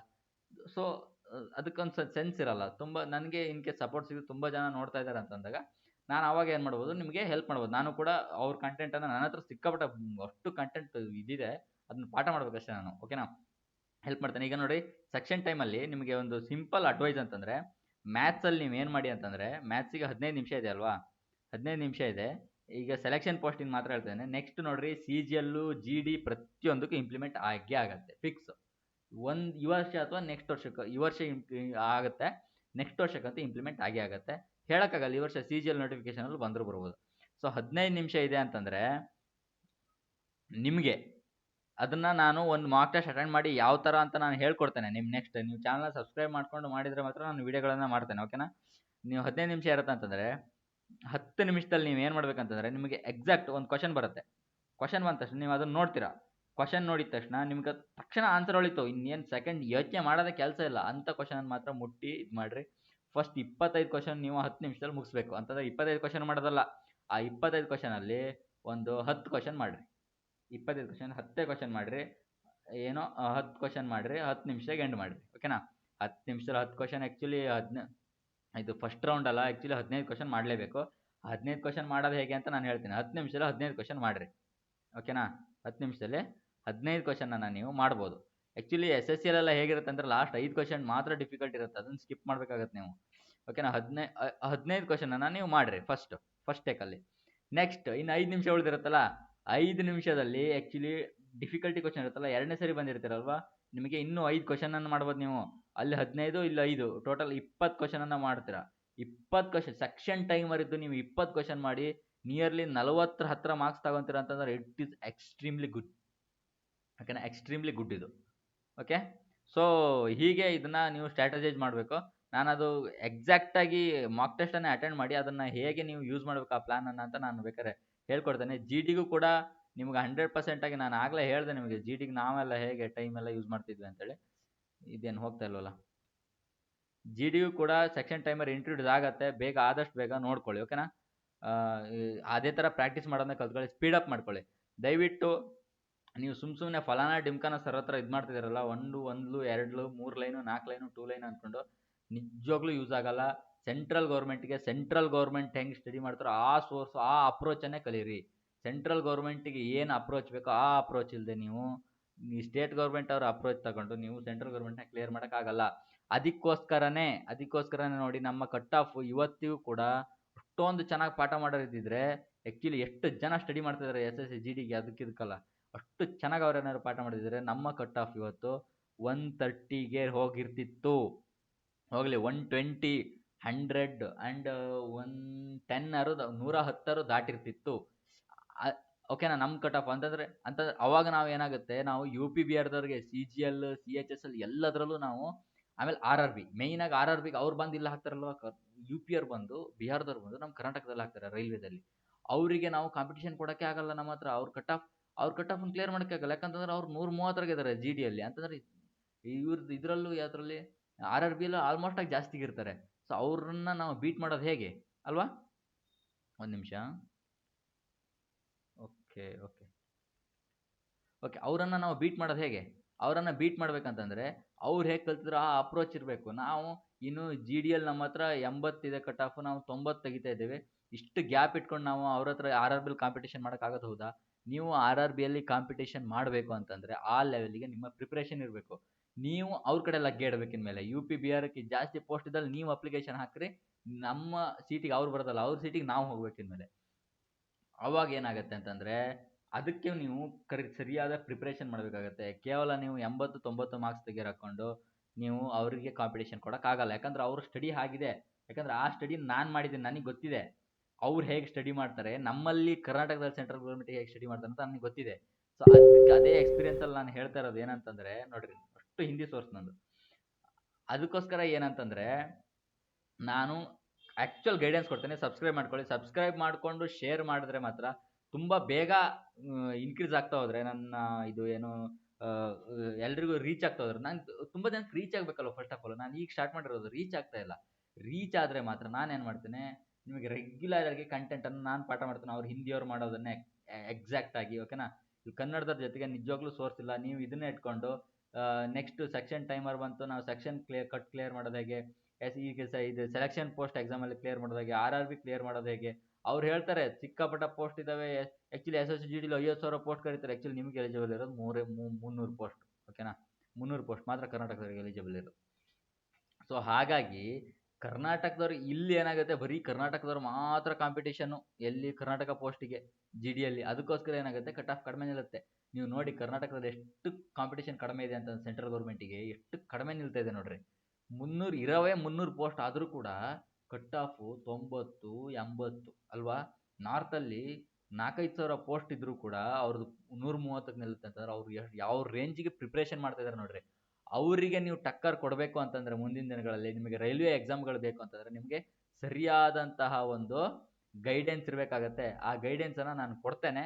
ದಯವಿಟ್ಟು ನಾನು ಅಷ್ಟು ನಿಮಗೆ ಗೈಡೆನ್ಸ್ ಜೊತೆಗೆ ಟೀಚಿಂಗ್ ಮ್ಯಾಥ್ಸನ್ನು ಹೇಗೆ ಅಟೆಂಡ್ ಮಾಡಬೇಕು, ಎಕ್ಸಾಮ್ ಇಂಟರ್ಫೇಸಲ್ಲಿ ಟೆಕ್ಸ್ಟ್ ಬುಕ್ ಅಥವಾ ಸೆಲೆಕ್ಷನ್ ವೇಲಿ ಇರ್ಬೋದು, ಟೆಕ್ಸ್ಟ್ ಬುಕ್ ಅಥವಾ ಸೆಲೆಕ್ಷನಲ್ಲಿ ನಾನು ಎಕ್ಸಾಮ್ ಇಂಟರ್ಫೇಸಲ್ಲೇ ನಿಮಗೆ ಎಕ್ಸಾಮನ್ನು ಅಟೆಂಡ್ ಮಾಡಿ ನಿಮಗೆ ತೋರಿಸ್ತೇನೆ. ಯಾವ ಥರ ಸ್ಕಿಪ್ ಮಾಡ್ಕೊಂಡು ಹೋಗಬೇಕು, ಯಾವ ಥರ ಅಟೆಂಡ್ ಮಾಡಬೇಕು, ಹೇಗೆ ಮಾರ್ಕ್ಸನ್ನು ಇನ್ಕ್ರೀಸ್ ಮಾಡ್ಕೋಬೇಕಂತ, ಓಕೆ? ಅದನ್ನು ತೋರಿಸ್ತೇನೆ. ಹಾಗೆ ಇಂಗ್ಲೀಷ್ ಅಂತೂ ಆಲ್ರೆಡಿ ಪ್ಲೇ ಲಿಸ್ಟ್ ಮಾಡಿಟ್ಟಿದ್ದೇನೆ. ಪ್ಲೇ ಲಿಸ್ಟ್ ಮಾಡಿ ಚೆಕ್ ಮಾಡಿ. ಇಂಗ್ಲೀಷು ವೊಕ್ಯಾಬ್ಯುಲರಿ ಬೋರ್ ಆಗುತ್ತೆ, ಬಟ್ ನೀವು ಅದನ್ನು ಕಲಿತ್ರೆ ನೀವು ಬೋರ್ ಆದರೂ ಕೂಡ ನೀವು ಆ ಕ್ಲಾಸ್ಗಳನ್ನು ನೋಡಿದ್ರೆ ಪ್ಲೇ ಲಿಸ್ಟಲ್ಲಿ ಅಷ್ಟು ಪ್ಲೇ ಲಿಸ್ಟ್ ಮಾಡಿಟ್ಟಿದ್ದೇನೆ, ತೋರಿಸ್ತೇನೆ ಬೇಕಾದ್ರೆ. ಒಂದು ನಿಮಿಷ. ಓಕೆ, ಒಂದು ನಿಮಿಷ. ನಾನು ಆ್ಯಕ್ಚುಲಿ ಪ್ಲೇ ಲಿಸ್ಟ್ ಮಾಡಿಟ್ಟಿದ್ದೇನೆ ಎಲ್ಲದನ್ನು. ಇಲ್ಲಿ ನೋಡ್ರಿ, ಎಲ್ಲದನ್ನು ಪ್ಲೇ ಲಿಸ್ಟ್ ಮಾಡಿಟ್ಟಿದ್ದೇನೆ. ಆ ಪ್ಲೇ ಲಿಸ್ಟನ್ನು ನೀವು ಈ ರೆಗ್ಯುಲರಾಗಿ ನಾವು ವೊಕ್ಯಾಬ್ಯುಲರಿ ಕ್ಲಾಸನ್ನು ಮಾಡ್ತಾ ಹೋಗ್ತೇನೆ. ನೀವು ಅದನ್ನು ನೋಡಿದ್ರೆ ಸಾಕು, ನೀವೇನಾಗುತ್ತೆ ನಿಮಗೆ ಇದಕ್ಕೆ ಹೆಲ್ಪ್ ಆಗುತ್ತೆ, ನಿಮ್ಮ ಕ್ಲಾಸಿಗೆ ಹೆಲ್ಪ್ ಆಗುತ್ತೆ ತುಂಬ. ನೀವು ವೊಕ್ಯಾಬ್ಯುಲರಿಯನ್ನು ಮತ್ತೆಲ್ಲೂ ಕಲಿಯೋದೇ ಬೇಡ, ಓಕೆನಾ? ಇಲ್ಲಿ ನೋಡಿರಿ, ರೀಸ್ನಿಂಗ್ ಒಂದು ಪ್ಲೇ ಲಿಸ್ಟ್ ಮಾಡಿಟ್ಟಿದ್ದೇನೆ, ಇಂಗ್ಲೀಷಿಗೆ ಒಂದು ಪ್ಲೇ ಲಿಸ್ಟ್ ಮಾಡಿದ್ದೇನೆ. ರೆಗ್ಯುಲರಾಗಿ ನಾನು ಟೀಚಿಂಗ್ ಮಾಡ್ತಾ ಹೋಗ್ತೇನೆ. ಆದರೆ ಏನಾಗುತ್ತೆ ನೋಡಿರಿ, 181 ಸಬ್ಸ್ಕ್ರೈಬರ್ ಇದ್ದರೆ ಇಷ್ಟು ಜನಕ್ಕೆ ನಾನು ಎಷ್ಟಂತ ಮಾಡಲಿ ಅಲ್ವಾ? ಸೊ ತುಂಬ ನೀವು ಹೆಚ್ಚಾಗಿ ಸಪೋರ್ಟ್ ಮಾಡಿದಾಗ ನಾನು ಹೆಚ್ಚೆಚ್ಚು ಸೋರ್ಸನ್ನು ನಿಮಗೆ ಕೊಡಲಿಕ್ಕಾಗತ್ತೆ. ಸೊ ಸಪೋರ್ಟ್ ಮಾಡಿ, ಓಕೆನಾ? ಇಷ್ಟೇ ಹೇಳಲಿಕ್ಕಾಗೋದು. ನೀವು ಕೇಳ್ಬೋದು, ಏನು ಸರ್ ನಾವು ತುಂಬ ಚೆನ್ನಾಗಿ ಪಾಠ ಮಾಡ್ತಾರೆ ಅವರು, ನಾವು ತುಂಬ ಚೆನ್ನಾಗಿ ಕಲ್ತಿದ್ದೀವಿ ಅವರಿಂದ ಅಂತ ಹೇಳ್ಬೋದು. ನಾನು ನಿಜವಾಗ್ಲೂ ಹೇಳ್ತೇನೆ, ನೀವು ಡ್ರಮ್ಮು ರೊಟ್ಟಿ ಅಂದ್ಕೊಂಡು ನಲಿಕಲಿ ಹುಡ್ರು ಮೈಂಡ್ ಸೆಟ್ಟಾಗಿ ಇಟ್ಕೊಂಡು ಸೆಂಟ್ರಲ್ ಗೌರ್ಮೆಂಟಿಗೆ ನಾನು ಅಷ್ಟು ಕ್ಲಾಸನ್ನು ಕೇಳ್ತಾರೆ. ಅವರು ಕೂಡ ತುಂಬ ಚೆನ್ನಾಗಿ ಮಾಡ್ತಾರೆ, ಬೇಸಿಕ್ ಲೆವೆಲಿಂದ ಮಾಡ್ತಾರೆ. ಅವ್ರು ಎಲ್ಲೂ ನಾನು ಈ ಥರ ನಲಿಕಲಿ ಟ್ರಿಕ್ಸನ್ನು ಯೂಸ್ ಮಾಡಿರೋದು ನಾನು ನೋಡಿಲ್ಲ. ಅವರು ಪ್ರೊಫೆಷನ್ನಲ್ಲೇ ಯೂಸ್ ಮಾಡಿದ್ದಾರೆ. ಅದಕ್ಕೋಸ್ಕರನೇ ಪ್ರತಿಯೊಬ್ಬರು ಬಿ ಎ ಮಾಡಿದವರು ಕೂಡ ಅಲ್ಲಿ ಯು ಪಿ ಬಿಹಾರದಲ್ಲಿ 130, 140 ಕಟ್ ಆಫನ್ನು ಕ್ಲಿಯರ್ ಮಾಡ್ತಾರೆ. ನಿಮ್ಮಲ್ಲಿ ಯಾಕೆ ಅದಕ್ಕೋಸ್ಕರ ಅದು ಈ 100 ಕಟ್ ಆಫ್ ಮಾಡೋದಕ್ಕೂ ನೀವು ತಿನ್ಕಾಡ್ತಾ ಇದ್ದೀರಾ? ಮತ್ತೆ ಏನಾಗುತ್ತೆ ಅಂತಂದ್ರೆ ನಿಮಗೆ ಇನ್ನು ಎಕ್ಸಾಮ್ ಹಾಲಲ್ಲಿ ಸಿಕ್ಕಾಪಟ್ಟ ಕನ್ಫ್ಯೂಸ್ ಆಗಿಬಿಡುತ್ತೆ. ಯಾವ ಟ್ರಿಕ್ಸ್ ಯೂಸ್ ಮಾಡಲಿ, ಹೆಂಗೆ ಯೂಸ್ ಮಾಡಲಿ, ಅಯ್ಯೋ ಇದಕ್ಕೆ ಹೆಂಗೆ ಟ್ರಿಕ್ಸ್ ಯೂಸ್ ಆಗುತ್ತೆ, ಈ ಕ್ವಶನಿಗೆ ಯಾವ ಟ್ರಿಕ್ಸ್ ಹೆಂಗೆ ಯೂಸ್ ಆಗುತ್ತೆ, ಈ ಕ್ವಶನಿಗೆ ಏನು ಟ್ರಿಕ್ಸನ್ನು ನಾನು ಯೂಸ್ ಮಾಡಲಿ, ಯಾವ ಥರ ಟ್ಯಾಕಲ್ ಮಾಡಲಿ. ನಿಮಗೆ ಫಸ್ಟ್ ಆಫ್ ಆಲ್ ಟ್ರಿಕ್ಸ್ ಗೊತ್ತಿರುತ್ತೆ, ಅದನ್ನ ಅಪ್ಲೈ ಮಾಡೋದಕ್ಕೆ ಗೊತ್ತಿರೋದಿಲ್ಲ. ಸೊ ಇದೆಲ್ಲ ಪ್ರಾಬ್ಲಮ್ ಆಗುತ್ತೆ ನೀವು ಬರೀ ಟ್ರಿಕ್ಸ್ ಅಂತ ಹೋದರೆ. ಸೊ ಇದಕ್ಕೆ ಎಕ್ಸಾಮ್ ಲೆವೆಲ್ ಅಪ್ರೋಚ್ ಬೇಕು. ನೀವು ಕ್ವಶನ್ ನೋಡಿ, ಟ್ರಿಕ್ಸ್ ಬೇಡ, ಏನು ಬೇಡ, ಡೈರೆಕ್ಟ್ ಆಪ್ಷನ್ ಮಾರ್ಕ್ ಮಾಡ್ಬೋದು ಒಂದಿಷ್ಟು ಕ್ವಶನಿಗೆ. ಏನಿಲ್ಲ ಅಂತಂದ್ರೆ ಈಗ ನೋಡಿರಿ, ನಾನು ಸಿಂಪಲಾಗಿ ಹೇಳ್ತೇನೆ. ಜಿ ಡಿಯಲ್ಲಿ 20 ಕ್ವಶನ್ ಇದೆ ಅಂತ ಅಂದ್ಕೊಳ್ರಿ, ಸಿ ಜಿಯಲ್ಲಿ ಇದು ಸೆಲೆಕ್ಷನ್ ಇದರಲ್ಲೆಲ್ಲ 25 ಕ್ವಶನ್ ಇದೆ ಅಂತ ಇಟ್ಕೊಳ್ರಿ. 8 ಕ್ವಶನ್, ನಿಯರ್ಲಿ 8 ಕ್ವಶನ್, ಓಕೆನಾ? 20ರಲ್ಲಿ 8 ಕ್ವಶನ್ನು. ಕ್ವಶನ್ ಪೇಪರಲ್ಲಿ ಕ್ವಶನ್ ನೋಡಿದ್ರೆ ಆನ್ಸರ್ನ ಡೈರೆಕ್ಟಾಗಿ ಟಿಕ್ ಮಾಡ್ತೀರಾ. ಹಿಂಗೆ ಇರ್ತಾವೆ ಕ್ವಶನ್. ಅದಕ್ಕೆ ಅಪ್ರೋಚ್ ಇಂಪಾರ್ಟೆಂಟ್ ಆಗುತ್ತೆ. ಯಾವ ಥರ ಅದನ್ನು ಥಿಂಕ್ ಮಾಡೋದೇ ಬೇಡ, ನೀವು ಡೈರೆಕ್ಟಾಗಿ ಆನ್ಸರ್ ಟಿಕ್ ಮಾಡ್ಬೋದು. ಹಂಗೆ ಇರ್ತವೆ. ಯಾಕಂದರೆ ಡಿಜಿಟಲ್ ಸಮ್ಮು ಅದು ಇದು ಯೂನಿಟ್ ಏನಾದರೂ ಮಾಡಿ ಡೈರೆಕ್ಟಾಗಿ ಆಪ್ಷನ್ ಮಾಡ್ಬೋದು ನೀವು, ಓಕೆನಾ? ಆಮೇಲೆ ಡಿಸಿಬಿಲಿಟಿ ರೂಲ್ ಇರ್ಬೋದು, ಸಿಕ್ಕಾಪಟ್ಟೆ ಇದ್ದಾವೆ. ಅದಷ್ಟು ಕೂಡ ನಾನು ಹೇಳ್ಕೊಡ್ತೇನೆ, ಪ್ರತಿಯೊಂದನ್ನು ಹೇಳ್ಕೊಡ್ತೇನೆ. ದಯ ನಾನು ಅದಕ್ಕೆ ಹೇಳ್ತಾ ಇದ್ದೇನೆ ಸಬ್ಸ್ಕ್ರೈಬ್ ಮಾಡ್ಕೊಳ್ಳಿ ಅಂತ. ನಿಮಗೆ ಯೂಸ್ ಆಗುತ್ತೆ, ಸಬ್ಸ್ಕ್ರೈಬ್ ಮಾಡ್ಕೊಳ್ಳಿ. ನೀವು ಬೇಕಿದ್ರೆ ನೋಡ್ರಿ, ಇನ್ನು 6 ರಿಂದ 7 ವರ್ಷ ಟೈಮ್ ಹಿಡಿಯುತ್ತಲ್ಲ, ಇನ್ನು 6 ರಿಂದ 7 ವರ್ಷಕ್ಕೆ ನಾನು ಈ ಚಾನಲ್ ಮೂಲಕ ಏನು ಮಾಡ್ತೀನಿ, ಒಂದು ನಿಜವಾಗ್ಲಿ ಲಿಟ್ರಲಿ ಒಂದು ರೆವಲ್ಯೂಷನ್ನೇ ಆಗತ್ತೆ. ನಮ್ಮ ಕರ್ನಾಟಕದ ಸ್ಟೂಡೆಂಟು ನಾರ್ತ್ ಕಡೆಗೆ ಲಗ್ಗೆ ಇಡೋದನ್ನು ನೀವು ನೋಡ್ತೀರಿ ನೀವು 6-7 ವರ್ಷದಲ್ಲಿ. ನಾನು ಗ್ರೋ ಮಾಡೇ ಮಾಡ್ತೀನಿ ನೋಡ್ಬೇಕಾದ್ರೆ. ಇಲ್ಲಿಯವ್ರು ಕೂಡ ಆಗಲ್ಲ. ಇಲ್ಲಿಯವರು ರೊಟ್ಟಿ ಡ್ರಮ್ಮು ಅನ್ಕೊಂಡು ಇವರು 80-70 ಕಟ್ ಆಫಿಗೆ ನಿಮ್ಮನ್ನು ಸ್ಟಿಕಲ್ ಮಾಡಿಟ್ಟಿದ್ದಾರೆ ನೋಡ್ರಿ. ಸಿಂಪಲ್ ಆಗಿ ಹೇಳ್ತೀನಿ, ನಿಮ್ಮ ನಲ್ಲಿಕಲಿ ಹುಡ್ರಿಗೂ ಕೂಡ ಆ ಥರ ಮಾಡಲ್ಲನೇ ಈಗ. ಆ ಥರ ಮೈಂಡ್ ಸೆಟ್ ಇಟ್ಕೊಂಡು ನೀವು ಅಂಥವ್ರ ರೇಂಜಿಗೆ ಕಾಂಪಿಟೇಷನ್ ಹೆಂಗ್ರಿ ಕೊಡ್ತೀರಾ? ನಿಮ್ಗೆ ಅರ್ಥ ಆಗುತ್ತೆ, ತುಂಬ ಚೆನ್ನಾಗಿ ಅರ್ಥ ಆಗುತ್ತೆ. ಬಟ್ ನಿಮ್ಮ ಮೆಂಟಲ್ ಲೆವೆಲ್ ಏನಾಗುತ್ತೆ ಗೊತ್ತಾ? ನಿಮ್ಗೆ ತುಂಬ ಚೆನ್ನಾಗಿ ಅರ್ಥ ಆದರೂ ಕೂಡ ನಿಮ್ಮ ಮೆಂಟಲ್ ಲೆವೆಲ್ಲು ತುಂಬ ಕೆಳಗಿಳಿದು ಬಿಡುತ್ತೆ. ಅವಾಗ ನೀವು ಏನಾಗುತ್ತೆ, ನಿಮ್ಮ ಎಕ್ಸಾಮಲ್ಲಿ ಒಂಥರ ಯೋಚನೆ ಮಾಡೋದಕ್ಕೆ ನಿಮ್ಮದೇ ಆದ ಹೊಸ ಯೋಚನೆಗಳನ್ನು ಮಾಡೋದಕ್ಕೆ ಆಗಲ್ಲ. ಸೊ ರೀಸ್ನಿಂಗಲ್ಲಿ ನಾನು ಹೇಗೆ ನೋಡಿ, ನೀವು ರೀಸ್ನಿಂಗಲ್ಲಿ ನಾನು ಹೇಗೆ 25 ಕ್ವಶನ್ನ 12 ನಿಮಿಷದಲ್ಲಿ ಮುಗಿಸ್ತೀನಿ. ನಾನು ನಿಜವಾಗ್ಲೂ 12 ನಿಮಿಷದಲ್ಲಿ ಮುಗಿಸ್ತೀನಿ. CGL-ಅಲ್ಲ, ಏನು 25 ಕ್ವಶನನ್ನು 12 ರಿಂದ 13 ನಿಮಿಷ ಸಾಕು ನನಗೆ. 22 ಕ್ವಶನ್ 23 ಕ್ವಶನ್ ಅಂತ ಮುಗಿಸಿರ್ತೀನಿ 12 ನಿಮಿಷದಲ್ಲಿ. ಸೊ ಇಷ್ಟು ಬೇಗ ಹೇಗೆ ಕೆಪಾಸಿಟಿ ಡೆವಲಪ್ ಆಗುತ್ತೆ ಅಂತಂದ್ರೆ, ನಾನು ಯಾವತ್ತೂ ರೊಟ್ಟಿ ಡ್ರಮ್ಮನ್ನು ಕಲ್ತಿಲ್ಲ, ಓಕೆನಾ.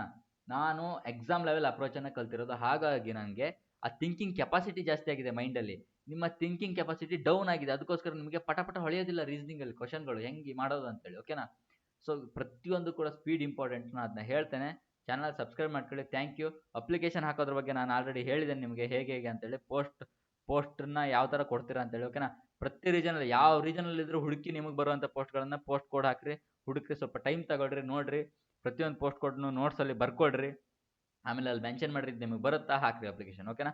ಹುಡುಗಿರಿಗೆ ಆ್ಯಂಡ್ SC ಮತ್ತು ST ಅವರಿಗೆ ಅಂತೂ ಫ್ರೀ ಇದೆ. ನೀವು ಎಷ್ಟಾದ್ರು ಅಪ್ಲಿಕೇಶನ್ ಹಾಕ್ರಿ. ಆಮೇಲೆ ಇದು ಜನರಲ್ ಅವರಿಗೆ ₹100 ಅಪ್ಲಿಕೇಶನ್, ಓಕೆನಾ. ನೆಕ್ಸ್ಟ್ ಇದಕ್ಕೆ ಸಬ್ಮಿಟ್ ಕೊಡ್ರಿ, ಸೈನು ಇದನ್ನ ಹಾಕ್ರಿ, ಓಕೆನಾ. Thank you. ನಾನು ನೆಕ್ಸ್ಟ್ ಕ್ಲಾಸಲ್ಲಿ ನಿಮಗೆ ಇಂಗ್ಲೀಷ್ ಮತ್ತು ರೀಸನಿಂಗ್ ಯಾವ್ದಾದ್ರು ಒಂದು ಕ್ಲಾಸಲ್ಲಿ ಬರ್ತೇನೆ. ಅಲ್ಲಿವರೆಗೂ ಥ್ಯಾಂಕ್ ಯು. ಸಬ್ಸ್ಕ್ರೈಬ್ ಮಾಡ್ಕೊಳ್ಳಿ. ಸಬ್ಸ್ಕ್ರೈಬ್ ಮಾಡ್ಕೊಳ್ಳೋದನ್ನು ಮರಿಬೇಡಿ. ಸೆಲೆಕ್ಷನ್ ಗ್ರಿಡ್ ಯೂಟ್ಯೂಬ್ ಚಾನಲ್ಲು ನೋಡಿರಿ. ಈ ಚಾನಲಲ್ಲಿ ನಿಮಗೆ ಏನು ಪ್ರತಿಯೊಂದನ್ನು ಮಾಡಿಟ್ಟಿದ್ದೇನೆ ನಾನು. ಇಲ್ಲಿ ನೋಡಿರ್ಬೋದು ನೋಡಿ, ನೋಡ್ರಿ ಇಲ್ಲಿ ವೊಕ್ಯಾಬ್ಯುಲರಿ ಕ್ಲಾಸ್ ಇರೋದು. ವೊಕ್ಯಾಬ್ಯುಲರಿ ಕ್ಲಾಸನ್ನು ಮಾಡಿದ್ದೇನೆ ನಾನು. ಇದನ್ನ ಹೇಳಿಕೆ ಮತ್ತು ತೀರ್ಮಾನಕ್ಕೆ ಇದೊಂದು ಕ್ಲಾಸ್ ನೋಡ್ಕೊಂಡ್ರೆ ಅಂತ ನೀವು ಇದು ಕನ್ಕ್ಲೂಷನ್ ಬರುತ್ತಲ್ಲ, ಸ್ಟೇಟ್ಮೆಂಟ್ ಕನ್ಕ್ಲೂಷನ್, ಇದೊಂದು ಕ್ಲಾಸ್ ನೋಡ್ರೆ ಸಾಕು. ಆಮೇಲೆ ಹೇಳಿಕೆ ಮತ್ತು ಅನುಮಾನಕ್ಕೂ ಅಷ್ಟೇ ಇದೊಂದು ಸೀರೀಸ್ ಮುಗಿಸ್ಬೇಕಂತ ಮಾಡಿದ್ದೇನೆ, ಮುಗಿಸ್ತೇನೆ. ಇದೊಂದು ಕ್ಲಾಸ್ ನೋಡ್ಕೊಂಡ್ರೆ ನೀವು ಅಷ್ಟನ್ನು ಹೇಳಿಕೆ ಮತ್ತು ಅನುಮಾನಕ್ಕೆ ಸಂಬಂಧಪಟ್ಟಂಗೆ, ಅಸಂಪ್ಷನಿಗೆ ಸಂಬಂಧಪಟ್ಟಂಗೆ ಅಷ್ಟನ್ನು ಮಾಡ್ಬೋದು ನೀವು. ಆಮೇಲೆ ವೊಕ್ಯಾಬ್ಯುಲರಿ ಕ್ಲಾಸ್ ಅಂತೂ ಬಿಡಿ, ಹೆವಿ ಮಾಸ್ಟರ್ ಡೂಪರ್ ಕ್ಲಾಸ್. ಯಾಕಂತಂದರೆ ನಮ್ಮ ಹುಡುಗ ಒಬ್ಬ ರೆಗ್ಯುಲರಾಗಿ ನೋಡ್ತಾ ಇದ್ದಾನೆ, ನಂಗೆ ಗೊತ್ತಿರೋ ಪ್ರಕಾರ.